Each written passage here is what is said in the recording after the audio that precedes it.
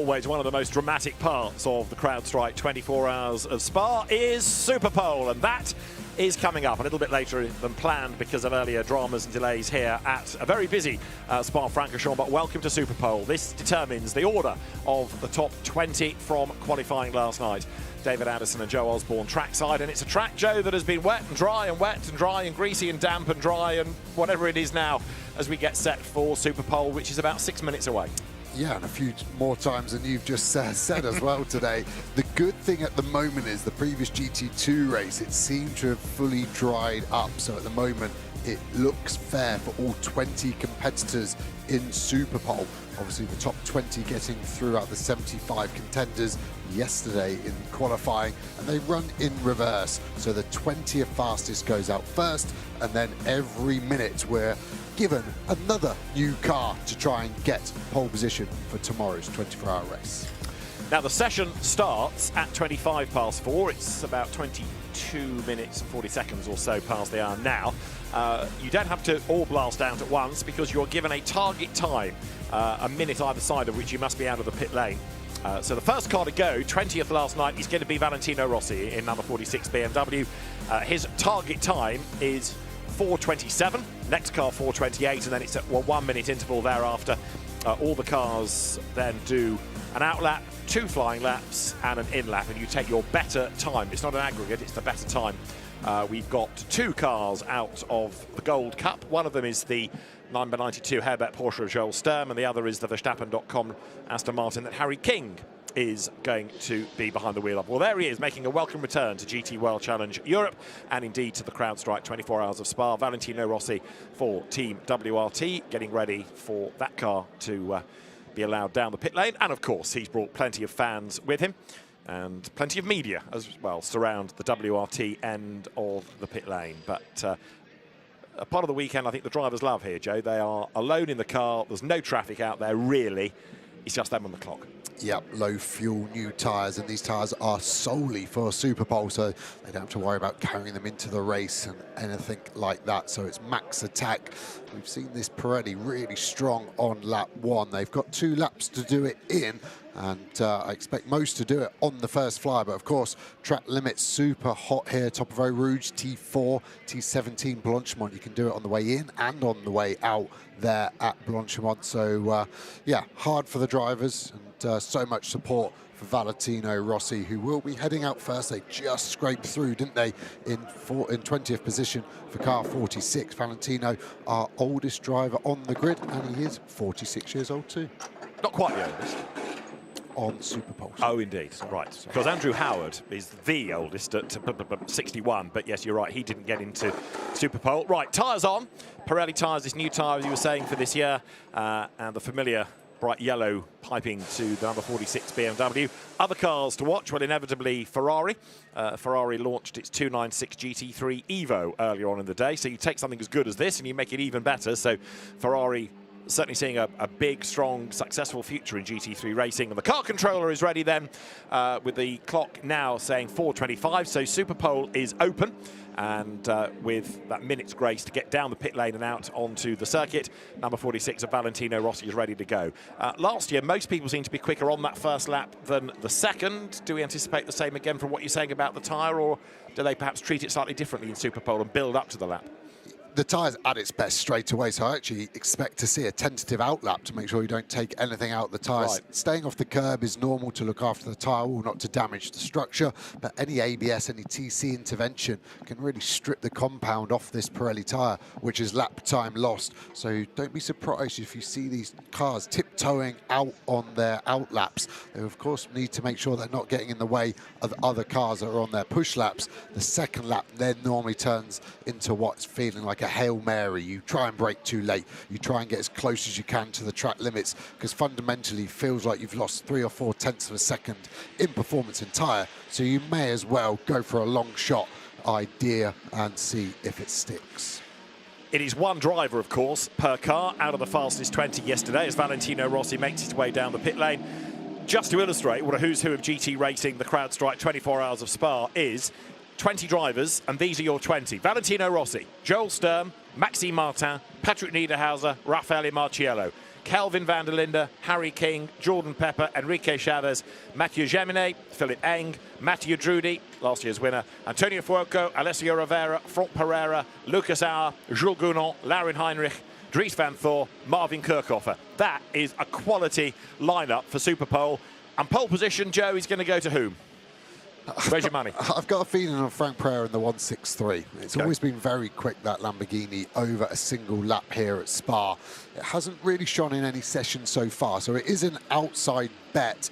The odds-on one at the moment probably is the 48 Manfilter Lucas Auer car, but we're getting such different track conditions. Yes, it's dry, but there's very little rubber laid down, so this track will feel very different to all 20 drivers than when they last drove these cars. So Valentino Rossi sets off and instantly starts to weave to generate tyre warmth, to bring up the pressures as well in towards Les Combes, and turns his way into that right, the left, the right, and as you come out of Les Combes, finally the road stops climbing round about now. But you come over the brow and you can't really see the corner ahead of you. You can see the gravel trap, but you can't see the corner. So it's a daunting part of the racetrack, this. Yeah, and it's a super downhill braking zone as well, so the car suddenly doesn't feel like it's stopping as well. Very easy to miss your braking point, and the road keeps falling away as we see René Rast looking on. He's got some live telemetry there, some HH timing, and then car telemetry as well, as we see Joel Sturm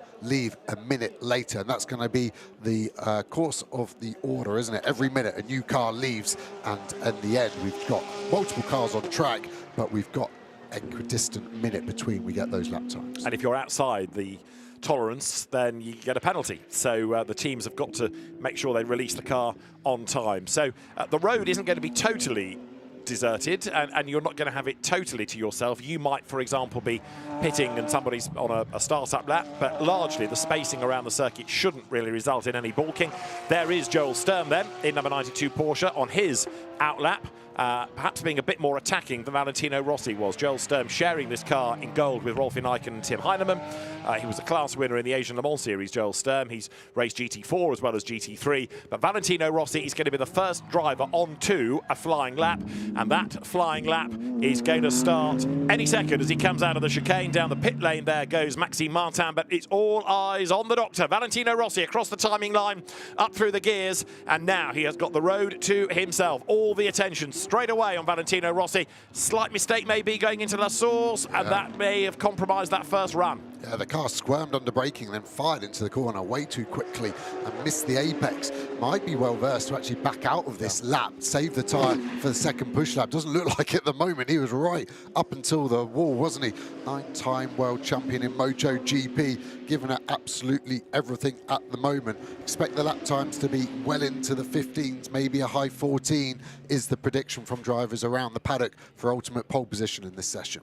3 sectors coming through the end of the first one into Les Combes. The middle sector is a very long sector that loops you all the way around, sort of coming towards Blanchimont. You've got Kevin Magnussen looking on in the pit bunker. He, along with René Rast, another driver of the car, as Rossi makes another slight error, runs really wide, coming out of Les Combes. Two-wheel on the grass there, down to Bruxelles. It's a little bit scrappy, and I think you're right. Back out of this, get your breath back, regroup, get your head straight, go again. Yeah, he's really working the car. The sectors we can't look into because he's the first to do it, but that sector 1 should be a mid-38, I think, in Superpole. 38.7 was the quickest we had in qualifying yesterday, so he's at least a second off in one sector alone. Maybe he's going to use this lap as a bit of a feeler and just keep pushing so he knows what he can attack on his last chance as he comes across the line. And Joel Sturm is now onto a flying lap, so the interest will be whether the Porsche goes better than the BMW did in the first sector. And again, Valentino Rossi is wide over the curb. He avoided the gravel there, but it hasn't really been a smooth lap. It's certainly been an attacking one, and I suspect that if we hear from Valentino Rossi at the end of the lap, he will say not his best, because look, already Joel Sturm quicker in the first sector by round about 4/10. So not only is the BMW not a compliant car, it's not a quick one right now as well. So the second lap from Valentino is going to be really interesting. This is Sturm then, the Bio-Circle Porsche. It comes out of the Herbert Motorsport stable, comes through Bruxelles. Joel Sturm specialises in Porsches. Valentino Rossi into the chicane. Maxime Martin has just started his flying lap. Way up the curb comes Rossi. He's going to offer up the target time. He comes up towards the beam. What are we going to get out of the car? A 2:17.674. That is the target. Yeah, I think we're going to see a couple of seconds underneath that by the end of the session. I would say Kevin Magnussen's face agrees with that statement. Joel Sturm car bucking over the big bump that's forming under the brake zone for Piff Paff. Resurfaced only last year, but still a big bump there. Lets it run all the way over, gets it back over for Stavolo 1. Should get on top of the curb nicely at Stavolo 1. Open the corner up, full throttle now through Stavolo 2. Easy flat. The next time you brake is the last brake point of the zone. The end of this into the bus stop, all the way through Blanchemont. Cars building speed, 255, 260 kilometers an hour. And Maxime Martin is even quicker in the first sector, or he was, because Valentino Rossi on his second lap goes faster still. So Rossi is another one to watch. But first of all, we need to get a lap out of Martin, and prior to that, we need to get a lap out of Joel Sturm. So here he comes down now into the chicane. Just to let you know as well that Patrick Niederhauser has gone out on track. Raffaele Marciello will be next. This is Sturm. He's got to beat a 2:17.6, and he does it easily by a second, a 2:16.614. Good lap. Yeah, really good lap, and still looks like he's got a bit more in it. The car still looking compliant. Maxime Martin in the boots and VDS, the livery from the Mark VDS Z4 that won the Spa 24-hour previously. Car riding the curbs, lovely. Obviously, Belgian driver Maxime Martin. This is his home race, means so much to these Belgian drivers. 75 cars on the grid. He would love to be at the sharp end of it. Indeed so. I think 23 Belgian drivers in the lineup this year from memory. He's won the event before. His father has won it twice. His uncle has won it twice. Maxime wants a second win as well. Here he comes then, heading up towards Blanchemont. So you can see he's done a personal best and an absolute best. Rossi down in the middle sector on his second lap, having done an absolute best right at the very start of it. So Martin needs to be in the low 16s or even better, the high 15s into the chicane. He comes then. And it would be a great story for a Belgian driver to grab pole position. Here he comes then out of the chicane, heading up towards the timing line. He's got to be in the 15s. He is a 16.0. That's another good lap, 6/10 quicker than anybody else. So Maxime Martin goes top, 2:16.075. Yeah, and this is Rossi finishing his final lap, so he'll push to the line. A good signal for drivers when they're on a lap or their last one. They will stay straight, go the shortest distance to the line. So if you see a car doing what Rossi just did on their first lap, they're thinking that's their best possible chance for their fastest out of the two. And the second lap of Valentino Rossi was quicker by about half a second compared to his first, but still nothing like Maxime Martin's time. He was still about a second away from that. So a 2:16.075 for Maxime Martin, his fastest. Now, what's Patrick Niederhauser going to do? Because he is the next one to keep an eye on as he comes now through Blanchemont. He's looking okay, but not outstanding this. He's not gone purple anywhere. Raffaele Marciello has, by the way, in the first sector of his first flying lap. Niederhauser into the chicane then. In a race winner in sprint this year, comes out of the second part of the car, quivering a little bit as he gets back on the power. Is it going to be in the 16s? The answer is yes, a 2:16.724. Yeah, Joel Sturm now going to get his final lap, second overall at the moment, quicker than Niederhauser in the Rutronic Porsche, pushing to the line. Can he improve that time? He can. Misses out on pole position at the moment from Martin, half a tenth off. Marciello was very quick in sector 1. It was purple at one point, and Rossi is taking it back on his in-lap, believe it or not. Shows intent, if nothing else. Right, Marciello then. He's got to try to beat a 2:16.0. Really now, we need to be looking at people in the high 15s or better than that because there's still a lot of people to go. Times 2. Maxime Martin, absolute best middle sector on his second run. Here comes Marciello then, down towards the chicane. Winner a week ago of the Nürburgring 24 hours. He's won the Spa 24 back in 2022. He comes out of the chicane. He's on the power. The Grunt & Go BMW booms its way up towards the line. 13, 14. He's in the 15s. He's in the 16s. He's third, a 2:16.461. It looks like Martin's going to improve the overall pole position at the moment. Should get into the 15s here if the tyres have survived. Sector 3 just about keeps it legal, pushes to the line. Where does the clock stop? 15.7. Big yard move forward. And a lot of drivers doing it on their second lap. No one was expecting this. I think this is because we've got a green track. What's a green track? There's no rubber. It's all been washed away with all the rain we've had. So as these cars start to lay more rubber, more grip will be there. That will favour the cars who qualified higher up in the qualifying order last night. Kelvin van der Linde on his first flying lap. lap then. Patrick Niederhauser on his second is down in the first sector, so maybe that Porsche is going to be dependent on its first run. But van der Linde then in the Belgian WRT run, BMW flings it into the chicane. And is this good enough to be in the 15s? That now is the target, given Maxime Martin's Mercedes efforts. And it's a slow lap, isn't it? A 2:17.030. There's more to come from van der Linde. This is Niederhauser down in sector 1 and down in sector 2. The next car that we need to keep an eye on is Harry King, number 33 Aston Martin. He is on track in the Red Bull Verstappen.com colours. Also, Raffaele Marciello is finishing his second lap. Niederhauser's Porsche looks a real handful. And look at the clock. Not a good lap from him. He crosses the line at 2:16.668. That is slightly better than his earlier one, but it's still disappointing in the context of what Martan has done in the 15.7 bracket. Yeah, he's routed those rear tyres in 21 kilometres around here at Spa. Harry King on a lap. Middle sector, not great, but the Aston Martin has been very strong in this final sector 3. Easy flat through Blanchemont and then the bus stop chicane to navigate. This is a car out of the Gold Cup, and it's a dark horse for an outright win. If you want to have a real gamble, Harry King, along with Chris Lullum, Thierry Vermeulen, the drivers, only the 3 of them in this Gold Cup entry. The other contingent in the class have 4. Here he comes then up towards the line. So remember, anything in the 15s now is where you need to be. Harry King's first lap is a 16.357, and he goes third fastest. Yeah, decent lap here. What can Marciello do? Not going to be an improvement based on his sector 2. Was that a mistake, or was that the tyre dropped off for him? Because it was a stonking sector 1. 4th place for Marciello there, and he will then start to slow down.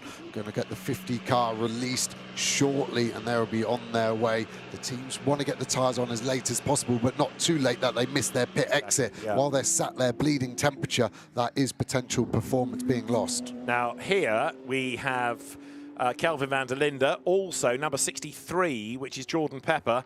Superpole procedure under investigation. He may have been out too late. Keep an eye on any further messages to do with that. Van der Linde wasn't a mega first lap, and this is even worse, isn't it? Because he's down in both sectors 1 and 2. Jordan Pepper on his first flying lap is looking quick, but this is a bit disappointing so far for BMW. Marciello is currently to be found only 4th, and I don't think van der Linde is going to get there. So into the chicane he comes. The Valentino Rossi BMW is the slowest of the 7 with a lap time right now. Out of the chicane comes van der Linde, but this is going to be, let's see, a 17 again. Yeah, 17.466. That's slower. Yeah, that car wasn't underneath him as we go on board with the 63 Lamborghini traction, looking brilliant from the V10 engine as we power across the line. What's Pepper got? Goes 3rd, still got a lap to push, but van der Linde went really deep into that chicane. It looked like he had nothing underneath him, and he thought, you know what, I'm just going to lob it in here, see how late I can brake and see if it sticks, and it did not as we go to the Portuguese Chavez flying through. So decent lap at the moment. This could be somewhere in the top 3.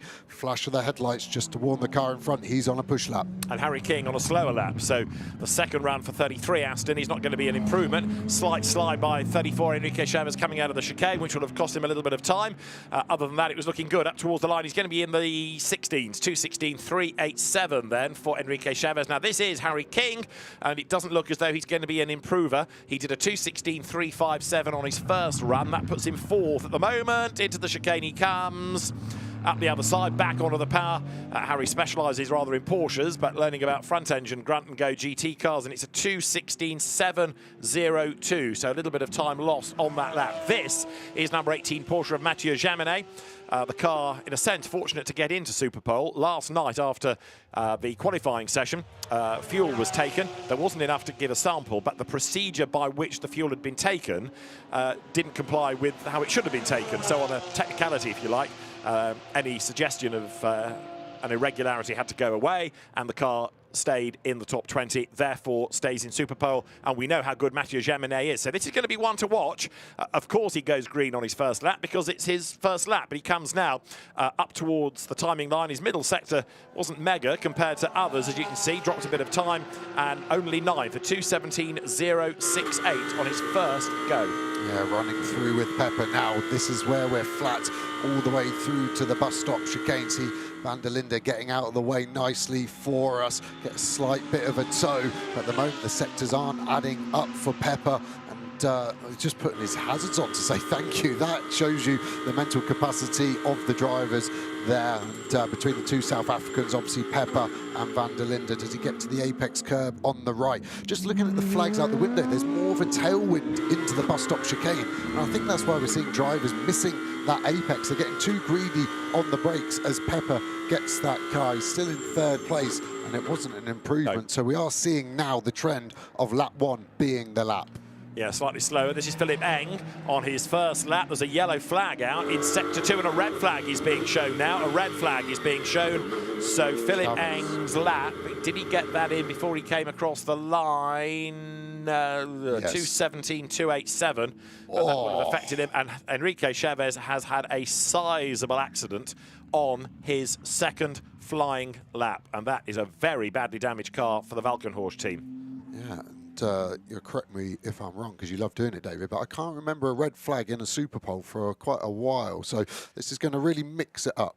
I have a feeling there may have been one year when a McLaren stopped coming out of the Courpole Frere, but I'm going back a long time. But that was with a mechanical problem. This is clearly with a big accident for Enrique Chavez, and with debris in the car in the road, that's going to take some time to clear. So the big losers are the guys that were on their first push, because their tyre was at its best and they're not going to reap the rewards of that. The next year he looks at that, and that is a huge amount of damage. You can see he's dropped it on the exit into the gravel trap. It's then spat him to the inside, and then it's gone all the way almost back across the track. So the impact there is huge.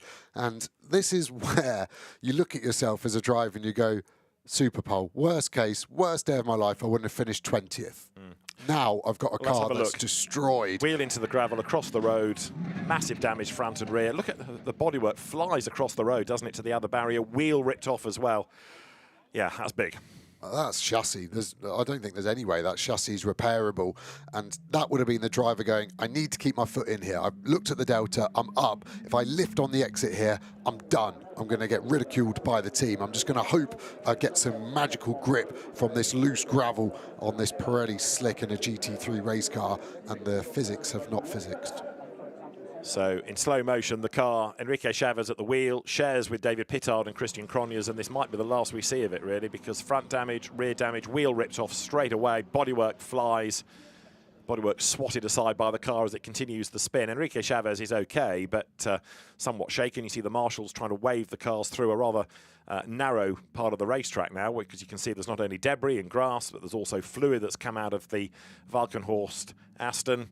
They've got 22 hours and a bit to get that car sorted.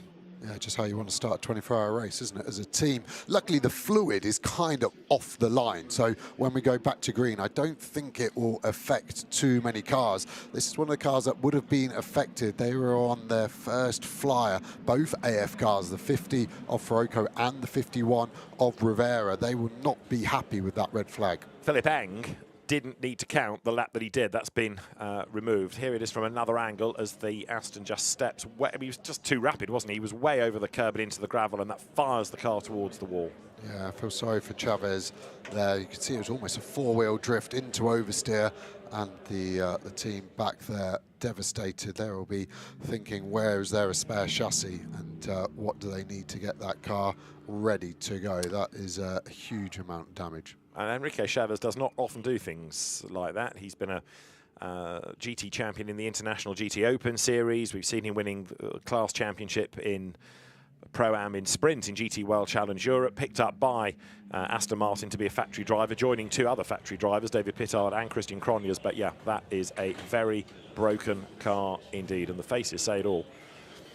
What a roller coaster of emotions as well. You're hyped to get into Superpole. You're excited for your driver. What might be? Can we get in the top 10? Can we get in the top 3? Can we be fastest? And then you see these pictures. I mean, damage-wise, that's going to be 120,000 euros worth of damage as well. So a huge amount of work going on over the night. Mathieu Jaminet had done a lap, and he will be able to go again to do his second lap. Philip Eng crossed the line, but just after the red flag. So although a time was briefly recorded, that's gone away again, so he's got 2 goes.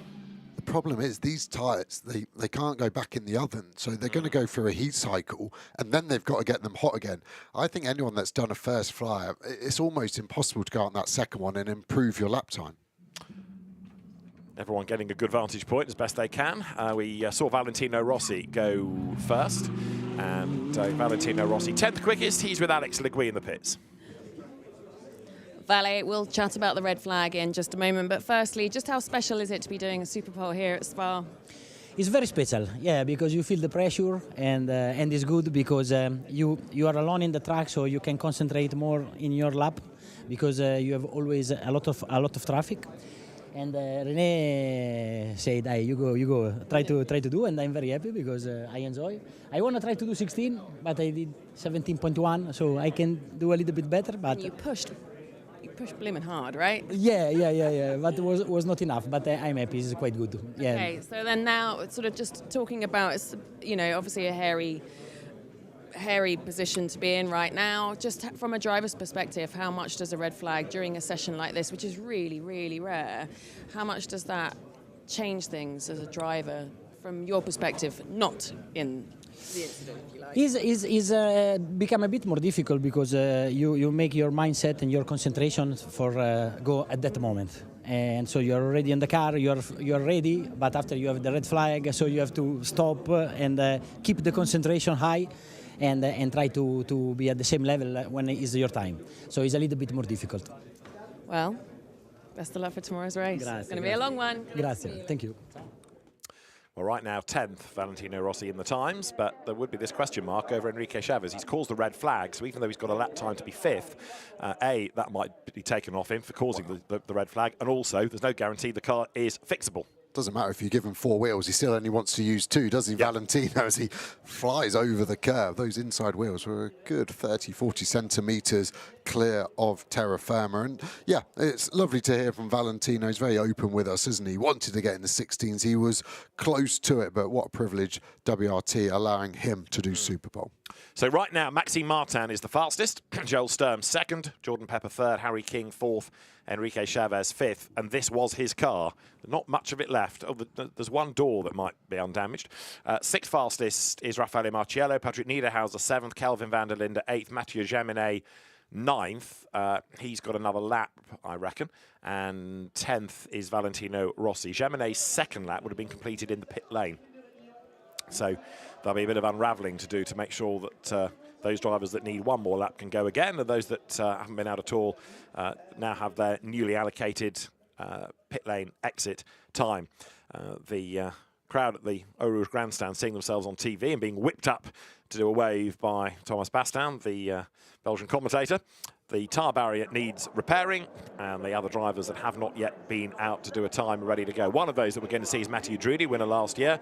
Antonio Fuoco, Alessio Rivera, Franck Pereira, Philip Eng. They had all ventured out but not done a lap. Dries van Thor is still to go in the number 31 BMW, 2nd fastest yesterday. And there is 998, which did go out, had almost done a lap.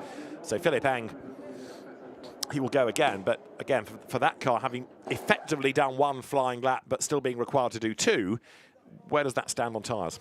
Yeah, I think they're almost giving up on that Philip Eng car because they were putting skates underneath, and it specifically says in the regulations no skates to be used during Superpole. So maybe they're just going, we're not going to go back out. We know we can't improve. They're taking that tyre stack away. That's too heavily damaged, so they'll replace that with a modular part. But Eng doesn't have a time at all, so surely a lap is better than no lap. Okay, the worst you can be is 20th, possibly 19th now, given Chavez travails. But I'd be surprised if they didn't bother with any time at all. Yeah, just the skates are underneath it, taking the tyres off. So I agree with you. I'm just having to go with what we're seeing in front. And yeah, I mean, the fairest would actually be everyone gets another set of tyres that hadn't set their fastest time, but the regulations then would have to be written forever, and every eventuality that could possibly happen going forward. And the crowd loving it. Good to see the Ferrari fans here. They've had a good few weeks of endurance racing, haven't they? Have indeed. Valentino Rossi fans are plenty. The Grello fans from the Nürburgring are also here, so doing back-to-back GT 24-hour races. 7 drivers did Le Mans, did Nürburgring, and are doing Spa. And 1 did Le Mans, Nürburgring, is doing Spa, and is here next week for the Fun Cup 25 hours, and that is Mathieu Drudi. Good luck to him. That is the very broken Aston Martin coming back down the pit lane, and the Valkenhorst team will look at that, and you can probably then here hearts sink when they assess the damage and decide whether or not it's actually worth persevering, or whether that is just too broken given the amount of time left to get it on the grid. Because even if it runs, they're not going to get a chance to test it, really, apart from maybe a hardship lap tomorrow morning, and the car might not be ready then. You know, there is, within the regulations, a hardship lap at the start of the day. There's no guarantee the car will be ready. So the first time they know if it's right is when it goes to the grid, at which point all that effort could be in vain because it might not be right. Yeah, I've heard of teams going to the local airport here at Spa and just going up and down the runway. I've heard of other teams that I won't name just doing it on the public road late at night to make sure everything goes through the gears well, and just hope that the local policeman doesn't see you. But yeah, difficult decision there. There's been quite a few shunts for Aston Martin as well. It'll be interesting to know how well stocked their spares truck was. Yeah, true. Had a fair amount of damage last night in qualifying as well with their cars. From Pereira, you saw a moment ago, that's Marvin Kirchhofer in the car that was fastest last night. Marvin Kirchhofer really fast around here, not just yesterday, but also last week in British GT, and in fact, pretty much wherever you take him, he's fast. So Marvin Kirchhofer, fastest in qualifying, could still be the fastest come the end of Superpole. 10 of the 20 cars then with a time. Red lights still flash. Niels Vitic, who is the race director, really with absolutely no choice but to stop the session there. So very shortly, as soon as that tyre barrier is repaired, we can get things back up and running. Yeah, you can see the cars behind Kirchhoffer's McLaren there in Parc Fermé, so they're all collect there. And the difference between this car being parallel parked and 45 degrees in the F1 pits is just because of the hill nature, and there's a bit more space around the endurance pit, so that's why you see these cars at 45 degrees, and if they're endurance pits, they are then parked parallel. Jules Gounon ready to take out number 17, the Get Speed Mercedes AMG. The team run by Adam Osika, who is himself a class winner here when he was drafted in at the 11th hour to replace Kenny Habul after Kenny's accident at Eau Rouge. Right, so the tyres are in place. Then you need to put the belting across the front, and the team working as hard as possible to get that sorted out, as there Antonio Fuoco is ready to go. Yeah, so they took the tyres off and back into the oven. They obviously knew it was going to be a long red flag, so that will mitigate some of that heat cycle through the tyre, which obviously hardens the rubber compound, which then loses you grip, but it's still going to be a negative. And this is the positive, mainly for Marvin Kirchhofer. He was fastest last night, so he goes last. So everyone that was faster is getting a positive. So that is what we can see. So 10 cars have registered a lap. 5 cars were on outlap, so 5 cars haven't put any tyres on whatsoever, and that's the Kirchhofer car, the Dries Vanthoor, Lauren Heinrich, Jules Gounon, and that man filter yellow Mercedes that we saw earlier in pit lane. This is the fastest car right now, the Butson VDS Mercedes. Maxime Martin at the wheel of it. A man that knows this circuit like the back of his hand. All of a sudden, it's brightening up now, looking to the heavens. It's getting brighter, it's getting a little bit warmer after what's been a pretty wet and grey day for the most part. Maxime Martin then at the moment fastest by 0.3 of a second from Joel Sturm, but still with some big names to go, big names yet to record a time. And track temperature now up to 26.2 degrees, 18.9 ambient temperature, although there's still a bit of cloud cover at various parts of this 7-kilometre long circuit. Getting a heat haze, and it wasn't that long ago we were in torrential rain here, so how long till we do the full cycle? And yeah, Martin quickest at the moment. He was on Superpole back in 2018 in an SRO Motorsport Aston Martin. Dries Vanthoor was actually quickest that year, but was disqualified. So Martin has already had a Superpole for the Spa 24 hours, but it will be a big ask for him to hold on to that on a 15.7. I still think there's a 14 out there if someone can hook up that first lap. Joel Sturm in replay, attacking the chicane. You can see all the load going through that Porsche 911 GT3R out of the Herbert Motorsport stable. And that's one of many cars entered for Intercontinental GT Challenge, for which the CrowdStrike 24 Hours of Spa is a qualifying round. All the BMWs, all the Porsches, all the Ferraris, all the Mercedes could score IGTC manufacturer points. And there's the Drivers' Championship as well. Charles Weerts comes here as the reigning IGTC champion. Right, sterling work from the Spa track staff has almost got the barrier repairs completed. one rather feels that's not the last time they're going to have to work on a tyre barrier. We've got a full day of racing tomorrow. Even before we get to the 24 hours, we've still got at least 2 races to come tonight after the Superpole, as well as the GT warm-up session. Another car that was looking rapid, Jordan Pepper, 3rd fastest right now in 63 Lamborghini, the Grasser Racing Team run car. Lamborghini's always fast around Spa, but they don't seem to get to the end. No, and so much of that car is so similar to the Audi, which is so reliable. So they'll be hoping for a change. And Grasser were on pole last year after Superpole with Frank Pereira, obviously now with a different team, and the Lamborghini flag going there. The crowd got so much energy, haven't they? I hope they save some of that for race start tomorrow afternoon and the 24 hours that follows. There is 48 Lucas Hour good to go when it is his allotted time. The former Formula 3 racer, winner of the sprint and the overall championships last year. Right, job just about done. Track sweeping device heads off the circuit, and the intervention cars, the circuit staff vans will go. There is some cement dust down, which is being blown away by the tractor as it drives near it. But even so, the track is clear of debris, and those vehicles peel through the access point, which is perfectly located nearby. So now maybe just to brush that in a little bit, and then we can get underway again.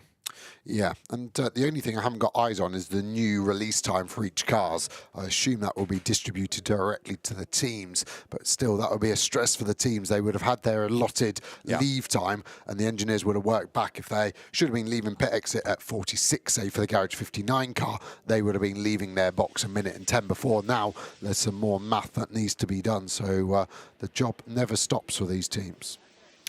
Indeed so, and we know that there's one car under investigation, which is Jordan Pepper's Lamborghini for Superpole procedure. There, with his very colourful crash helmet sitting on top of the car, Jules Gounon's Mercedes waiting its turn to go. See some of the sponsorship on the side from Steve Yant's company, who's also a Mercedes AMG Get Speed team racer. There it is. Steve himself a regular in this event as well.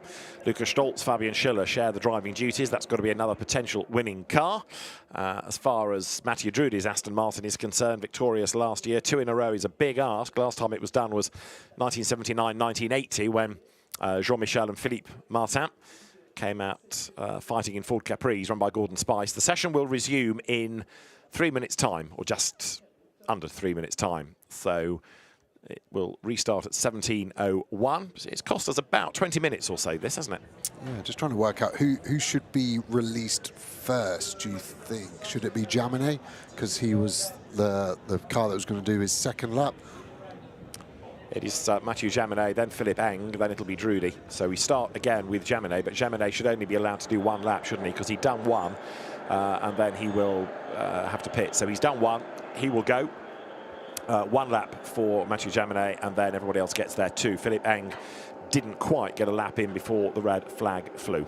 I was trying to see if I could see Philippe Eng car in the pit lane. The Rover team put the skates on and taken the wheels away, haven't they? Which was in breach of regulations. There's a 51 car sitting pretty in the sunshine. And yeah, all of these cars and drivers now be refocused. And yeah, difficult as a driver. You are fully in the zone, and it's quite a long gap, that 20 minutes to get back into it. Gounon now putting his helmet on, doing it up. He'll psych himself up. They would have gone through the process, looked at some onboard video, some data of exactly what they need to do. And because these car lineups are so strong across all 3, just because these are the nominated driver doesn't mean they're going to be the fastest driver around every corner. It may be that he can learn something from Schiller in turn 4, for example, and then he can put that into place. And Lukas Stolz may be quicker in other areas as we see the tyres refitted for that dynamic GT number 18 Porsche. For 1 lap. So Mathieu Jaminet has got to be fast, controlled, error-free.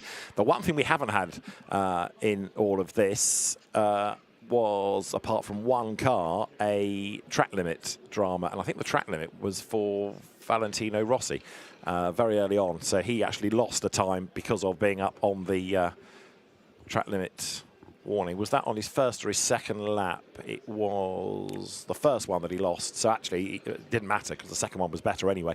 But we knew it was a fairly difficult car to handle. We saw that on that first flying lap. Clock is at 1730 seconds. So we are under half a minute away from the session resuming. Number 18 Porsche will be the first to go. There is the Mathieu Drudy Comptiu Aston from Aston Martin Brussels. Mathieu Drudy behind the wheel. The team will be talking to him, explaining why there's a delay. There's the Philipp Eng BMW. Anybody in it? Sun skates now anyway. Yeah, Philipp Eng Philipp is Eng's in it, so I'll just be hoping they don't attract a penalty there. Session has gone green, so expect Jaminet to head down and get back out there anytime soon. Yeah, the car controller then will release on instruction, and Mathieu Jaminet will head down the pit lane. There's a tolerance either side of that target time that you release from the pit lane, so as long as you're within that tolerance, you're okay. Wonderful shot from the drone, not only of the circuit, but of the local forests. You can see how busy the car park is, the Ferris wheel there in the fan zone where the music stage is, and the rallycross track in the background. You can see how busy that monster grandstand is at the top of Radion. And there is Mathieu Jaminet, who has not yet gone, but is imminent to go. Car burbling away, ready to be released.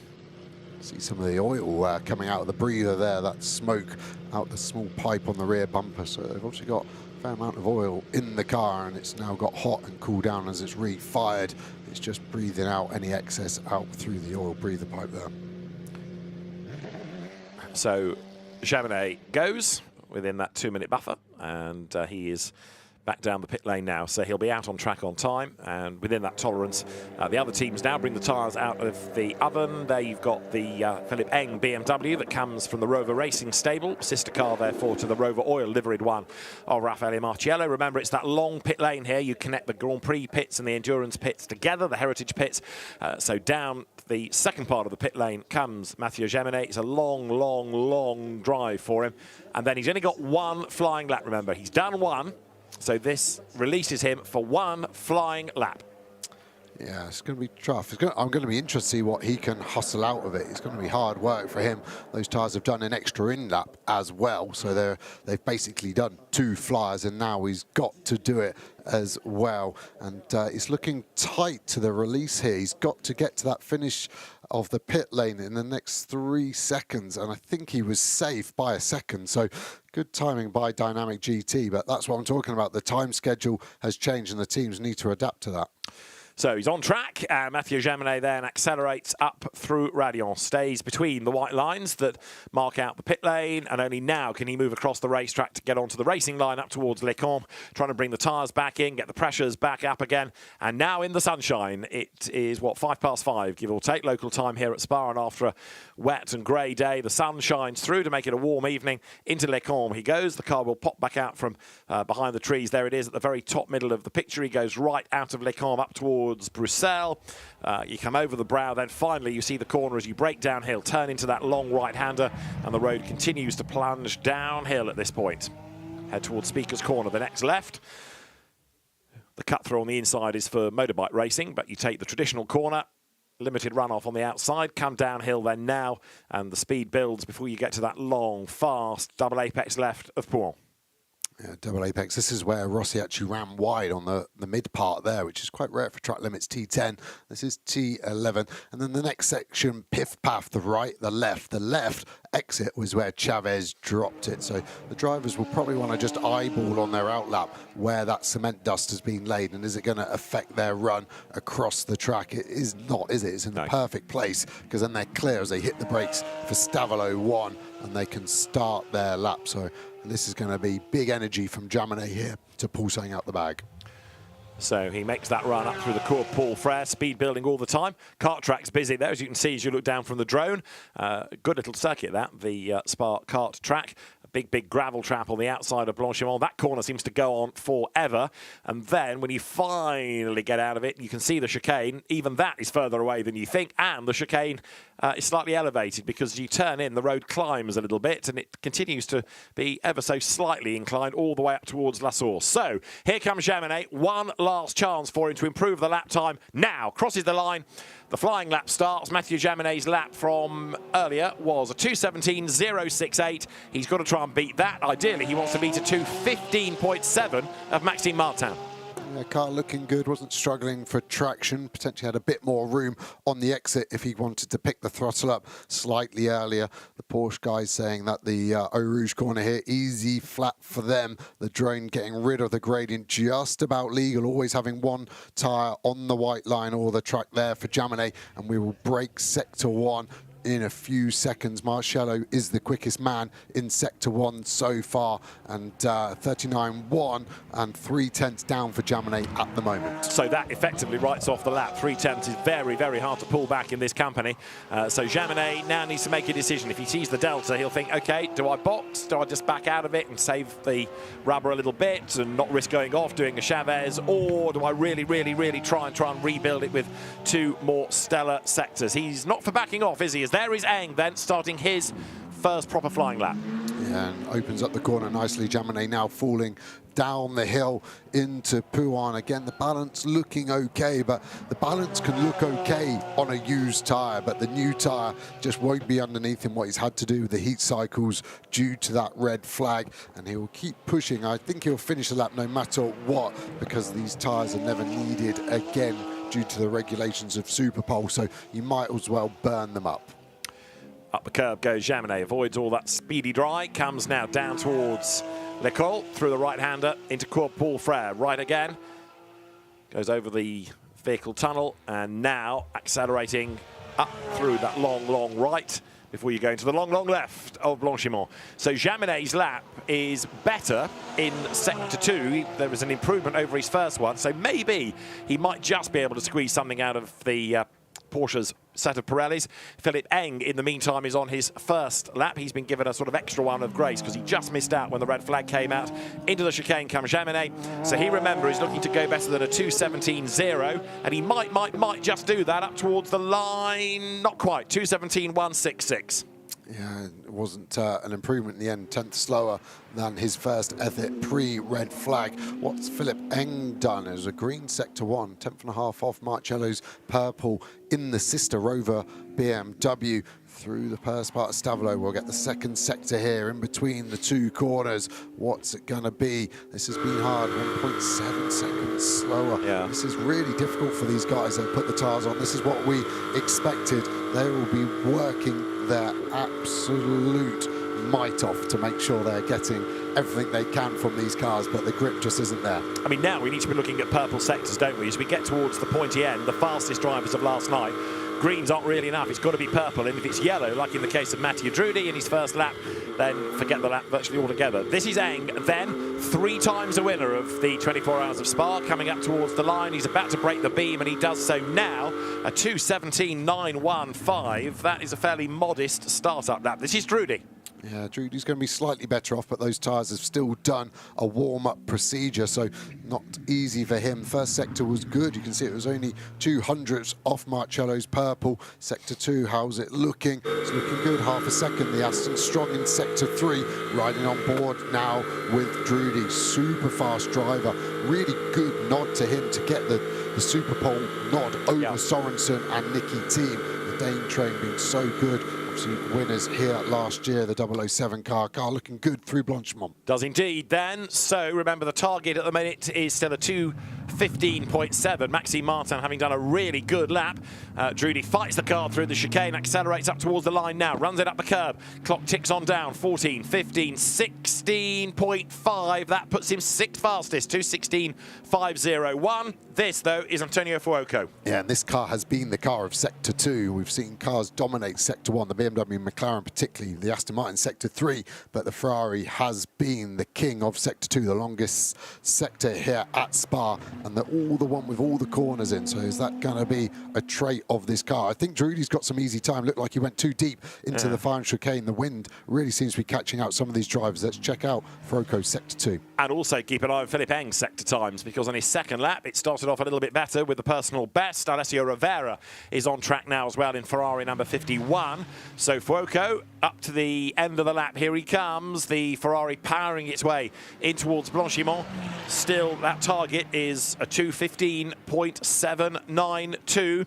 Clock nudges 2 minutes up towards the chicane. There's still a bit of a chunk of lap left as he's got to go down through the gears and go right and left and not run wide, not make a mistake.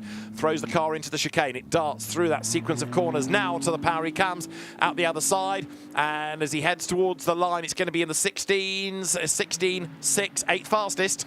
Yeah, he went for the line as well, so maybe that was his best shot. This is Philipp Eng's second lap, his last chance to improve on 12th position. Gets a good drive out the last corner, no real TC, crosses the line, stays 12, 17.5. It's been really hard for these guys. That was an improvement on his time, but not his position. Exactly so. Found about 4/10, give or take. What about Alessio Rovera, who we know is very quick as well, because his Ferrari now coming up towards Blanchimont. This is its first flying lap. He's been a class winner in the Spa 24 before. He's been a multiple GT champion, including in GT World Challenge Europe. He was last year's endurance champion with Alessandro Pierguidi. Into the chicane he comes. Looking at the clock, this isn't going to pull up any trees, I don't think, is it? It's not going to be that good as he heads towards the line, but there's always a second shot. Let's see, 15, 16, 1. Oh, third, better than expected. He hooked up the last chicane so much nicer than Faroko, and you could see him hook it up, and he was 3/10 quicker in that final sector alone. Drudy, what's he got? This should be an improvement on 7th place as he crosses the line now in his final lap, up to second. Great lap from Matteo Drudy. 2.5 tenths off pole. 2:16.060. He's the best of those not in the 15s, if you see what I mean. But you've now got to be in the 2-minute 15 bracket. It does put into context, though, what a mega lap Maxime Martin did, because that was, as the third driver out there, it's his second lap, but it was done very, very early in the session, is the point. That's the part of the racetrack where we had Enrique Chavez accident. That's where the cement dust has been put down. This is Franck Pereira, another very, very rapid driver indeed, and Franck Pereira, always a good bet for pole position. Yeah, mega sector 1, average sector 2. What's the sector 3 going to be like? If I was plucking a position out of the air at the moment, I'd say this is going to probably put him 7th place at the moment. Looking good through the chicane. Body language of the Lamborghini, good. No roll, no wheel spin. Pushing to the line. He's got another lap after this one. Where does this lap put him? P6, 1 position out on my guess, sorry. Yeah, close the door on your way out. 2:16.333 then for Franck Pereira. But as you say, he goes again. Now, what about Fuoco into the chicane? His first effort was a 2:16.6, and it needs to be better. Only 10th is the Italian up towards the line. And as he crosses the beam, he is up to 4th, 2:16.164. Interesting, is Rivera going to better him again like we saw? This is a lap from Lucas Auer. This is the lap where I feel like this was where Martin is going to be at his most feared thus far. This is going to be a very close call. This is his first lap as well. Will he need the second one? On board with Lucas Auer now. One more brake zone to go. Can we get to this curb on the right? That's what's been evading a lot of these drivers. He hooks it in perfectly. Opens up the left. Open the steering wheel. Full throttle. Push to the line. Franck Pereira's done an absolute best first sector. Over the line now goes Lucas Auer, second fastest. It is a 2:15.917. So Lucas Auer gets up to second. This is Rivera hurling the car through the chicane. It's looking good again, like it was on the previous lap. Up to the line, and it's a 2:15.794. How tight is that? 2,000th off pole position, and that was his last lap. That was a great lap from Rivera there as we look at Jules Gounon. Similar to Auer, wasn't it, in terms of the delta? So at the moment, Martin still looking safe. It's Mercedes on Mercedes, it feels like, at the moment. Auer's got 1 more lap. Jules Gounon, sorry, 2 more laps. Look at Franck Pereira's sector 1. That is stonkingly fast. Absolutely. His sector 2, the last lap was 7/10 off. It's 3/10 off this time, but with the trade-off, he's on for a pole position lap as well in that 163 Lamborghini. Dries Van Voor is on circuit and straight away is under investigation for Superpole procedure.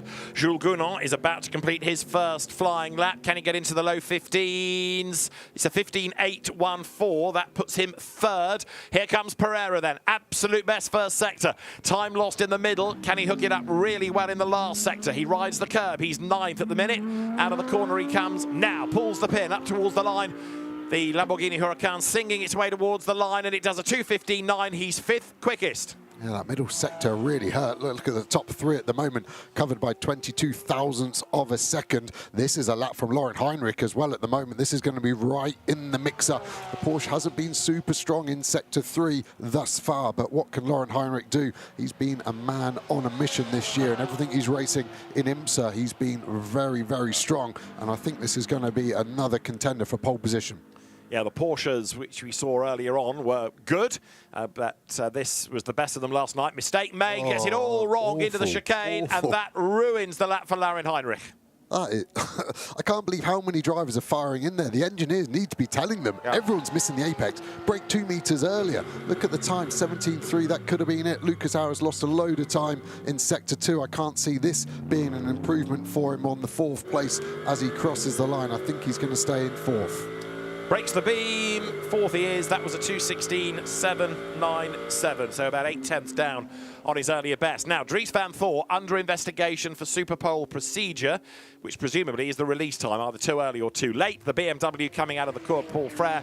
Marvin Kirchhofer is on track as well, and he has done an absolute best first sector. 2 to go. Van Thor is one of them, and we understand that Van Thor crossed the pit exit beam a second before the target time, and therefore contravened a regulation. So we'll let the stewards worry about that. Gunon, in the meantime, personal best, absolute best. We'll get Van Thor across the line, then we'll worry about the Mercedes AMG. Right now, you've got to be in the mid-15s to be secure of pole. Over the line goes Van Thor, and he's a 15.713. He's fastest, at least 4 now. Dries van Thor, 2:15.713, depending on any penalties. Here is Gunon in the Mercedes. Absolute best middle sector. Fires the car up towards the line. Is this pole position for Jules Gunon? It is a 2:15.527. That was a stonking lap from Van Thor, and then unfortunately lost it so quickly to Gunon. Kirchhofer is on a lap as well as we cut to him now. At the moment, this looks like an easy pole position for this McLaren. Has he been warned about everyone outbraking themselves for this last bus stop chicane? And Laurin Heinrich's second lap is no better in the first sector, so having squandered his first, the second one is not looking all that flash either. This is Kirchhofer. Enrique Chavez has had his time disallowed because he caused the red flag. This is Kirchhofer riding back falls of curb into the chicane. Right, the time to beat 2:15.527, and it's going to be in the 14s, we reckon, as he breaks the beam now, and it's a 2:15.113. It's good enough for pole. What a lap. All over the apex on that first part of the chicane. Good boy, Marvin. 4 tenths clear pole position at the moment. Indeed so. But there's only Van Thor that can threaten him unless Kirchhofer improves his own time. This is Laurin Heinrich, who's had a really daft second lap, I'm afraid. As you can see, down in Sector 1, down in Sector 2. We'll record the time for history, but it's a 2:16.214. It was better than his previous effort, but that was because it all unravelled at the chicane. So Heinrich gets up to 11th. Here is Van Thor, and he's lost a big chunk of time in Sector 1. Game over. It is. Marvin Kershaw, open that door and wave to the fans, because you have got pole position. They're a pole position on aggregate of qualifying. He's gone half a tenth quicker in Sector 1 as well. Of course, he should finish the lap just in case there's any track limit issue, but the team will be telling him, just don't do a track limit on this lap to make sure we're fully safe. What a job by Garage 59, by McLaren, by Marvin Kirchhofer. Right, can we get Kirchhofer into the 2:14s then at the end of this lap? An absolute best in Sector 1. It was a 2:15.113 last time. Van Thor down in Sector 1, down in Sector 2. He's coming up towards the chicane and is now third because Gunon is ahead of him in the classification, and there might well be a penalty lurking anyway for being out earlier than the allotted time. Dries van Thor up towards the line, 2:16.217. So 2:17.637 for Dries van Thor. This is Marvin Kirchhofer. He's coming up to the end of the second sector. And let's see what the sector time is going to be. Over the beam, and as he turns into the corner now, the middle sector will come up in a moment, and the McLaren is still absolutely on the limit. He's down in that second sector, but he's still pushing hard. What a joy to ride on board. He is pushing hard. He doesn't care. He's on the radio button now, talking to the team. The team not celebrating, I'm not sure why, because they're on pole position, unless they know something I don't. Flat through Blanchimont, car looking perfectly balanced, maybe a bit too racy as a 24-hour car in terms of the rear rotation from that car, but it looks fast, it looks stiff, and Marvin has hauled that car so much curb again. Well done. Right, here he comes then. Is this going to be better? A 2:15.113. He's heading to the line, and Marvin Kirchhofer does a 2:15.781, but it's pole position for McLaren, and now Garage 59 smile. Chris Goodwin nearest to us. Andrew Cocotti walks round to celebrate with Chris Goodwin at the end of that. The engineers will be happy. Marvin Kirchhofer then didn't improve on the second lap, but it doesn't matter. 2:15.113. McLaren takes pole position, and that is a first McLaren pole for the 24 hours of Spa. And Marvin Kirchhofer, well, he ate and left no crumbs. That was quite a lap. Yeah, and the team go mild, and they realise what a big job they've got in front of them. Marvin flashing his headlights, but hats off. I feel that was a mega lap, really illustrating with how well he placed the car, that last curb on the chicane. And another of the drivers at Garage 59 is Joseph Loke. He is with Ganel Longy in the pits. Joseph, congrats on this pole position. McLaren takes pole position for the 2025 24 Hours of Spa. Fastest in quali yesterday, fastest again today.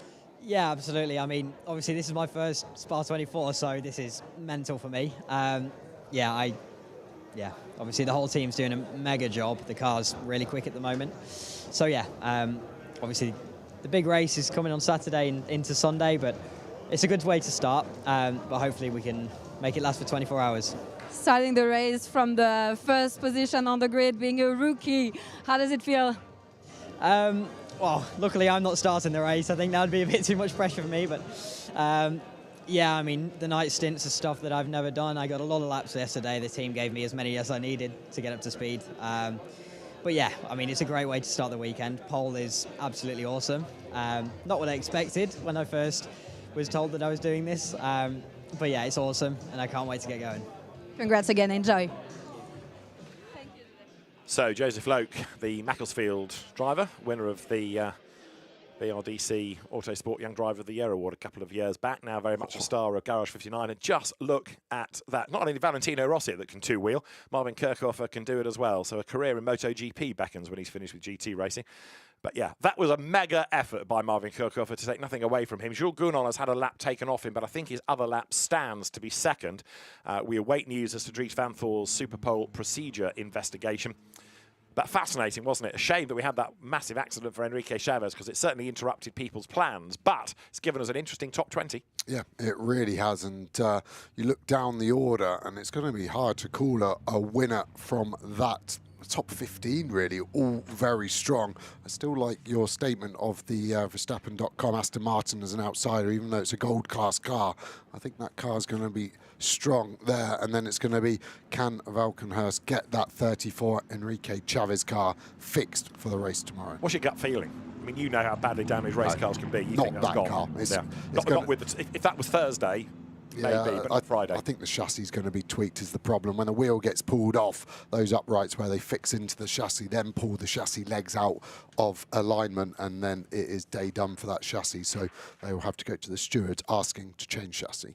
And if that's permitted, they may well have to start from the back of the grid. They may have a further penalty in the race, but at least they'll be in the race. But it's hardly the ideal preparation. And Enrique Chavez is going to be a rather haunted man, I would have thought, now when he has to go back and face the team. They'll be pleased he's okay, but then there'll be a stern word, I would have thought. Yeah, it's hard. You're given it as a driver. You've got to go and deliver, and they want you to deliver to the last possible percent, but 1% over, and you do that damage. There are accountability questions, of course, asked of you, as it is your profession. And Enrique Chavez has returned to the garage. He is okay, we are told. Marvin Kirchhofer, the fastest pro driver in British GT last week, backs it up with outright pole position here for the CrowdStrike 24 Hours of Spa. Not only was it incredibly fast, it was neat as well. No track limit warning for Marvin Kirchhofer, who wins the Rover Motor Oil Pole Position Award. The drivers then now leave the cars. The cars are under part fair make conditions. There is the inflatable can of Rover oil, and as the door opens, out of the car we'll get Marvin Kirchhofer. And he's a delighted man. The drone hovers over him. Well done, Marvin Kirchhofer. And that's a mega effort.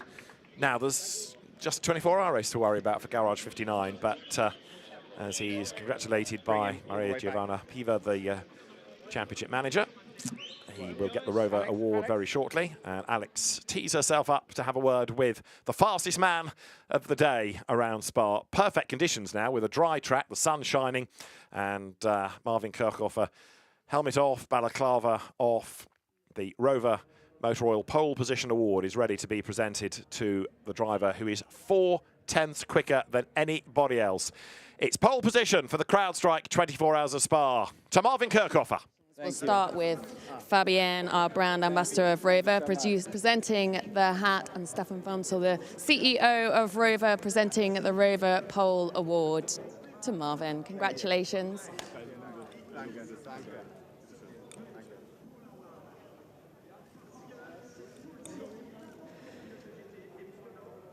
Marvin, my word, here we are at the biggest and most important GT3 race of the year, and what an insane lap that was. Talk to us from your perspective. It was probably one of my best laps that I've ever had. I mean, obviously you appreciate having a full, clear track in front of you. We know with 74 cars, it's very hard to get a lap in qualifying, and you really embrace that moment, just having the whole track for yourself. I feel like I absolutely nailed it. It happens quite rarely. I think everyone in the paddock knows on the track it's very hard to get the perfect lap, but I feel like today we achieved it as a team, and McLaren has given me a great car. The team, Garage 59, has done an outstanding job, so I'm like, yeah, I'm over the moon right now. Yeah, absolutely incredible. What does it say about where Garage 59 is at right now? I mean, we've done huge steps forward. Obviously, the season started quite tough for us and Paul Ricard. We had obviously to retire the car quite early in the race, but we had good races, finished second in the last endurance round in Monza, finished second in the sprint round. So those guys are doing an incredible job every weekend. They try to step up their own game, and I'm very, very grateful working with such a great team. The grid is insane. We know what Spa will throw at us. We know that this is a long old race, but it seems like you have the package. Well, we have a good car, that's for sure, but as you know, Spa does its own rules with weather. It looks okay, but it looked all right for today. Now it's fine, but before everyone, I think, was biting his nails if we get rain, if we get dry conditions. So, yeah, next up, obviously, looking forward to the race. Got to keep it all nice and clean, and then we see where we end up. Great result. Good luck, boys, and good luck to Garage 59. Thank you very much. Kirchhofer, he takes pole position. Yeah. 4:30 tomorrow afternoon after a busy programme of races with McLaren Trophy, Lamborghini Super Trofeo, GT2 and GT4 all here this weekend. And it's still possible to come and join us for the 24 hours if you are thinking about wanting to come and watch the best GT race. Well, come along. Right, let's have a look at a pole position lap on board with the Garage 59 McLaren 720S GT3. Your chauffeur is Marvin Kirchhofer. So thundering down Troy Rouge, we get up to 6th gear, we're turning flat to the left, flat to the right. Let's listen. No lift off the throttle, perfect on the track limits. And now we have the Kemmel straight. Here you're just trying to use the minimum amount of steering angle. Looking for your brake reference, we're going to go down 3 gears. The brake reference is usually the start of the curb on the left, so wait for that. And then it's as hard as you can on the brakes, down to 3rd gear. You can see the ABS active, hook the curb up over the left. Full throttle in between, slight breathe out the throttle, no brake, get it on top of the curb, and then down to Brussels, back up to 4th, hard on the brake. May go down to 2nd gear here, depending on the front of the car. We are in 2nd, get it back in for a 2nd apex, get it over to the right quickly, soft brake, get the nose in on top of the curb again, helps the front hook up all the way up to the gravel trap and a bit more. That was right on the limit. Into Pouin, gonna turn in here, dab of brake in and chuck it in, hope for the best. Grips up in the middle, the road falling away. Let the car run out wide. Over to Piff Path now, drag over to the left. Going to be another short, sharp brake. 3rd gear on top of the curb once more. Slight bit of locking from the rear. That's the only negative I've seen so far of this lap from the 59 car. Over to the left for Stavolo. Small brake again on top of the curb. Really helps the front end hook up. Now we're full throttle until the last brake of the lap. Listen to the revs climb all the way. 260 kilometers an hour as we turn through the start of Blanchimont. Here you're trying to again minimize the amount of steering lock you use so you're not scrubbing any power off. You open this corner up, get it close to the apex, but do not touch, do not run wide on the exit. We were easy flat there, and this is what I loved of the lap next. Look how much curb we have on the right here. Gets it right on top. That helps the car get in, opens up the left, and again we use all the track on the exit and we shoot it to the line for a 2:15.1. So Marvin Kirchhofer, fantastic lap, and that puts McLaren on pole position then for the first time in the CrowdStrike 24 Hours of Spa. This is the order then. Marvin Kirchhofer ahead of Jules Gounod with Dries van Thorp 3rd provisionally. Maxime Martin 4th. Alessio Rivera ahead of Lucas Auer 5th. 7th, Franck Pereira ahead of Mattia Drudi, and a really good 9th, the best of the two, or the better of the two in gold. Joel Sturm's Porsche ahead of Antonio Fuoco, then Lauren Heinrich. Jordan Pepper was 12th. Harry King was 13th ahead of Raffaele Marciello, then Patrick Niederhauser. Kelvin van der Linde only 16th ahead of Mathieu Jaminet. Valentino Rossi Philip Eng 19th, and no time recorded by the Enrique Chavez Aston Martin, because as the cause of the red flag, you lose your best lap time. So that disappears from the system.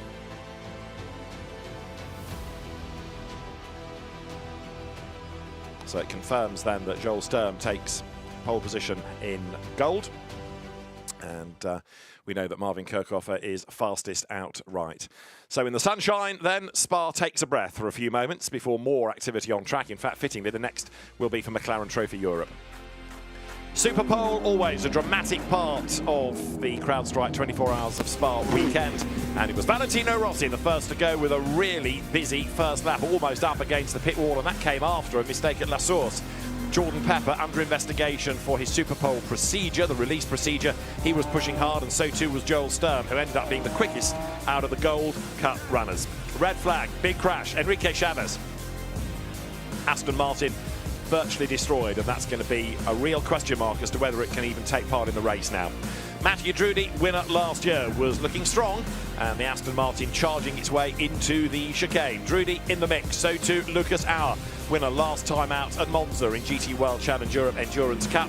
The man filter back to Mercedes, getting itself to the business end of proceedings. So too Alessio Rivera in the better of the Ferraris as he came through Blanchimont. Rivera looking strong as well. Maxime Martin had been fastest earlier on.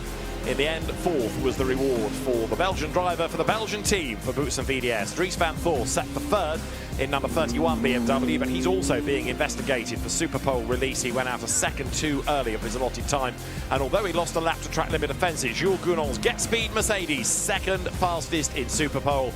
But the hero of the session, Marvin Kirchhofer, fastest here. He wins the Rover Motor Oil Pole Position Award, and Marvin Kirchhofer's McLaren starts on pole position for the 2025 CrowdStrike 24 Hours of Spa.